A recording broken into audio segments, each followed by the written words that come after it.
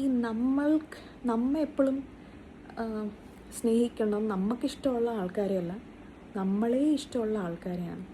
എന്ന് പറഞ്ഞാൽ ഇപ്പം ഒരാൾ നമ്മളെ കെയർ ചെയ്യുന്നുണ്ട്, നമ്മൾ ഇഷ്ടപ്പെടുന്നുണ്ട്, അയാൾക്ക് തിരിച്ച് ആ കെയറും ലപ്പം റെസിപ്രോക്കേറ്റ് ചെയ്ത് കൊടുക്കാം.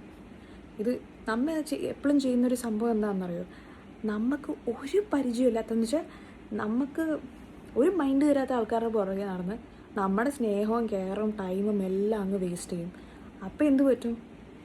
ഈ സമയം അങ്ങ് പോകും. നമ്മുടെ സമയം പോയി, നമ്മുടെ സ്നേഹം, കെയർ ഇതെല്ലാം വേസ്റ്റഡാണ്.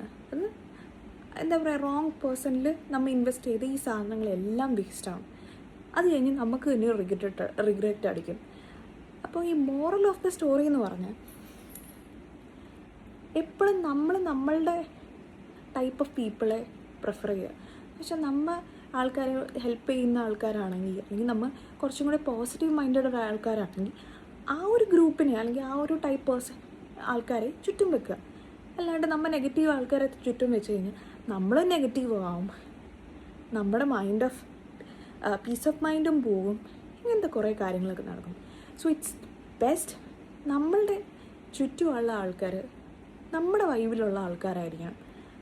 അല്ലാത്ത ആൾക്കാരാണെങ്കിൽ ഒരു ഹൈ ബൈ ബന്ധത്തിൽ അത് അങ്ങ് നിർത്തുക. അത്രയേ ഉള്ളൂ.